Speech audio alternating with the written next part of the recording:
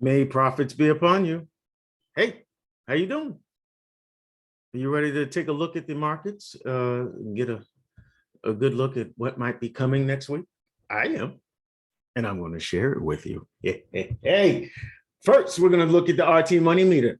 The RT money meter tracks the rate of change of a currency over the last 15 weeks, over a 15-week period. I update it every week.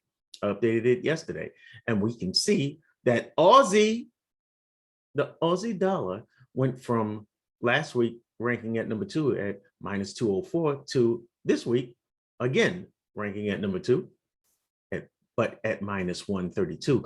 It is got a little boost, a little something something.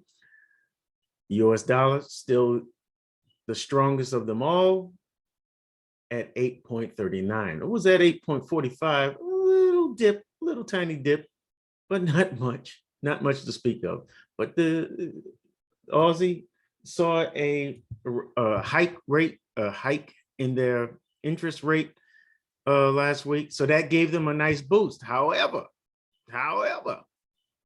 US dollar saw some numbers come out for FOMC. All right, the Fed interest rate gave it a nice hike, and then non-farm payroll numbers came in positive.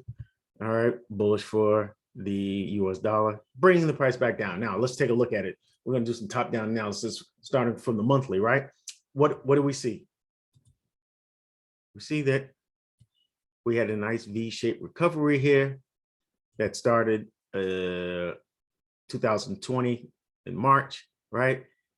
Peaked out here, failed to break a new high, or failed to break these old highs here, all right? But we've been pretty steady since February 1st of 2021 on the weak side, right?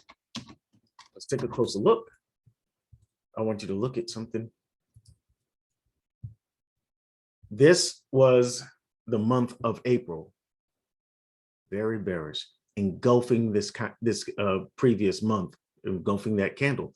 What I want you to notice is that the top of the candle, the wick high is higher than that previous candle, and look how it finished.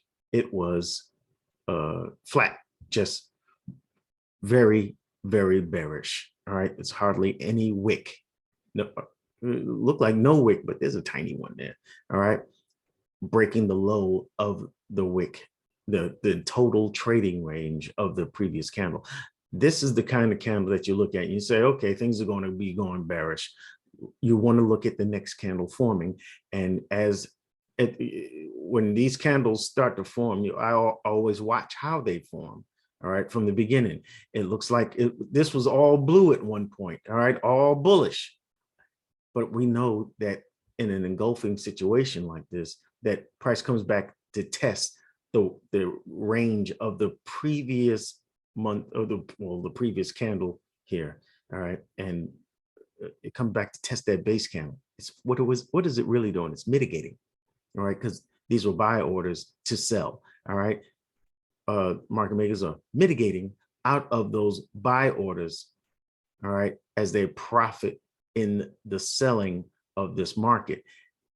They mitigate and then come out. You understand?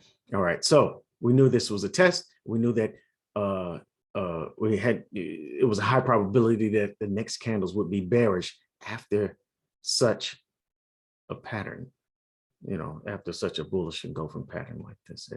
All right, so, and we see the sellers have come in. Yeah, it didn't totally overtake this monthly candle just yet, but we got 24 days and 8 hours before this candle finishes, and it looks like we can expect further downside action from here. Okay, let's go to the weekly. I hope you understood that. Smash the like button if you like what I just said, if you understood it, and if you benefited from the information. All right, now on the weekly, what do we see?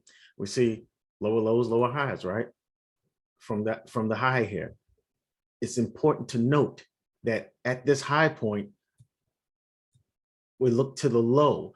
the low that created that high. Let me move the screen down. I'm silly. All right. And this was the low that made that high. Price came down through it here. All right. Closing below it. Yeah, it tapped it here. All right.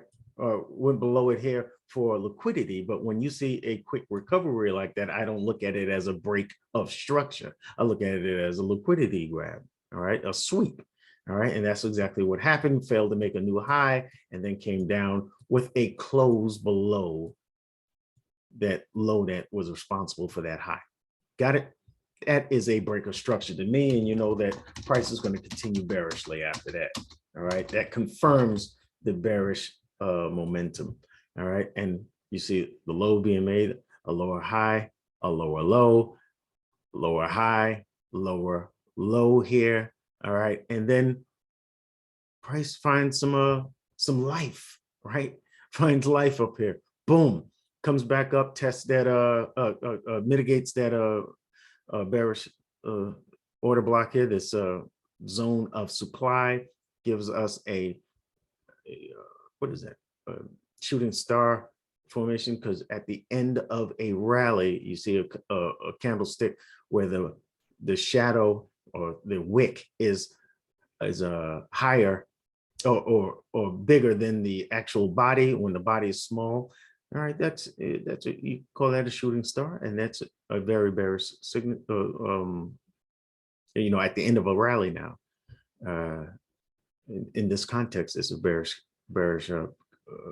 candlestick pattern, and it's going to go down. And we see the candles afterwards are very, very bearish, coming into this zone of demand with a lot of zest, a lot of momentum. So this is how the week ended with this candle here. Does that look bullish to you? Yeah, it's a bullish candle. Yeah, the sellers came in and pushed it down, but the buyers kept it, you know, defended, you know, it's not looking good.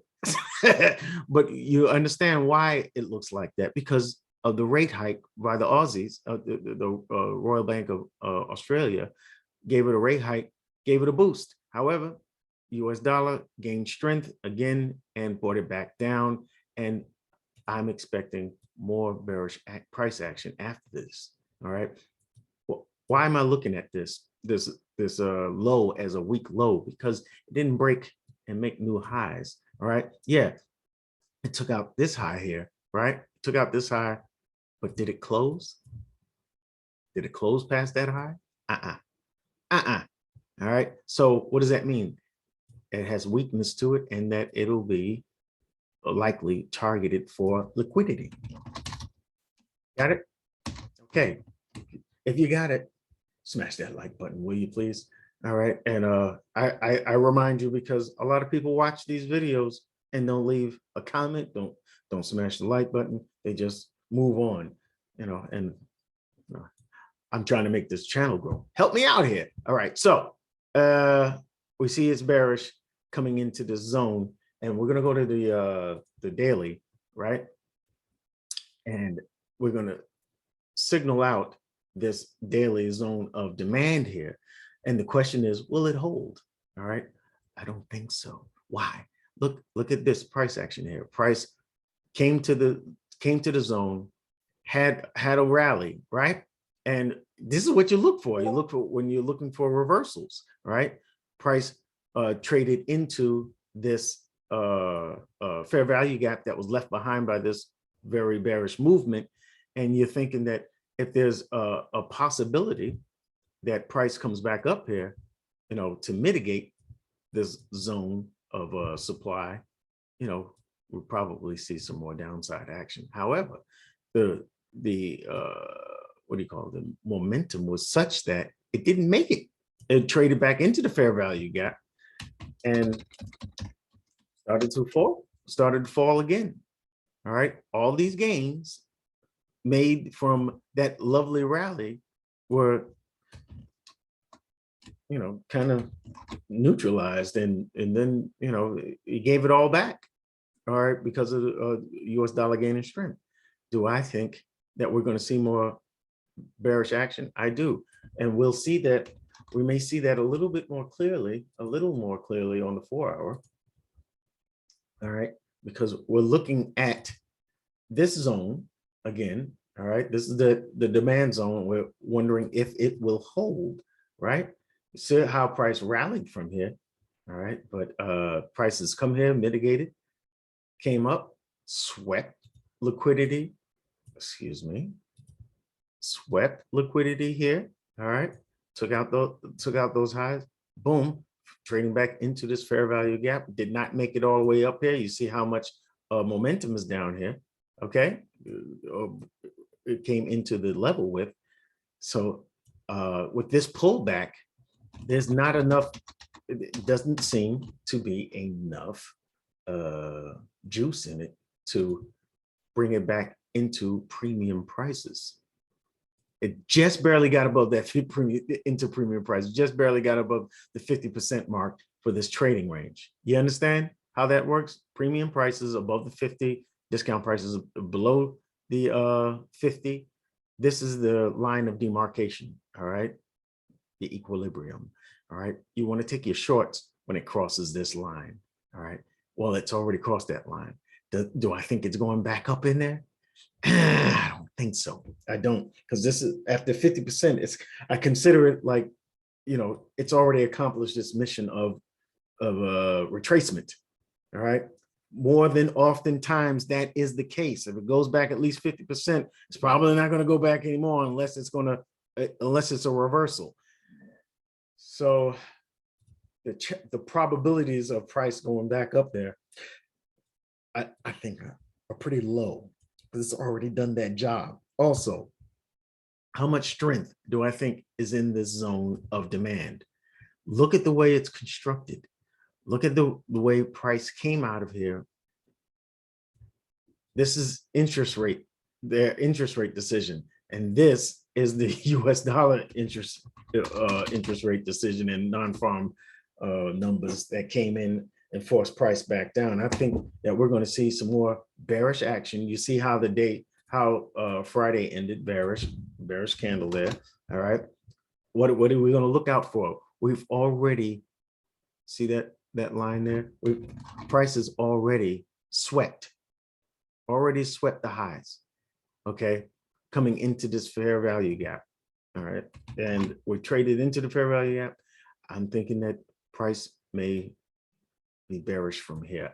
I'm not even sure we're going to get another sweep. If we see another sweep, that'll be a great thing, because we're looking to get a better price for shorts. But if you're looking for shorts to take, I would think we're going to break this zone here. I believe this low is going to be targeted, and we're going to go further into this zone of demand. All right, so look out for it. Okay, look out for this zone, this fair value gap here to be tapped. Maybe we take out the high that just swept the previous high. Maybe. All right, but I'm not thinking that we're going to get a reversal here. Yeah, remember I tell you that I always look for this configuration: a low, a pullback, a lower low, a pullback that breaks this high, the pullback high, and then a return to impulse and continue bullish momentum. Right?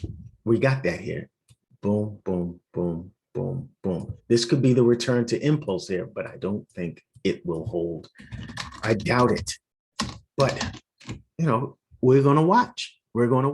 We start seeing price action giving us some bullish price action here, and if this low holds and we break this high, I am still looking for sells.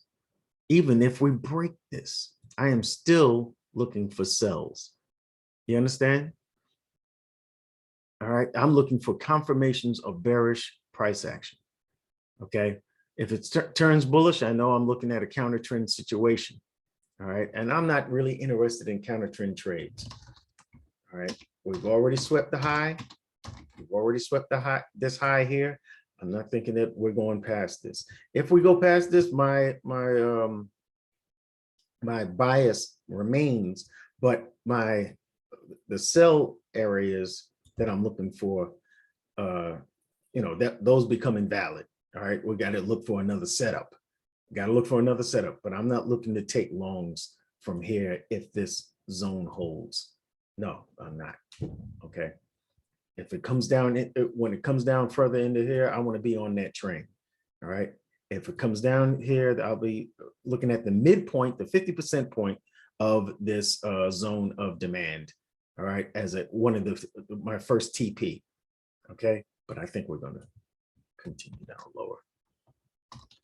I hope you benefited from this analysis, and I hope that we can get some good gains going on next week.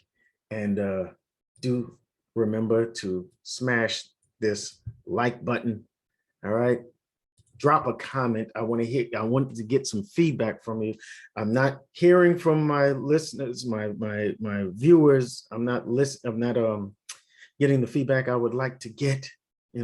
Tell me if you disagree, you agree, you think that I gave you a little nugget. Drop a comment on it, okay? And I will see you in the next video. Hey, I'm leaving the previous video for this upcoming week because I think yen pairs are going to be looking pretty good for potential setups. I want to leave it on your screen, on the top left of your screen, and I'll see you in the next video.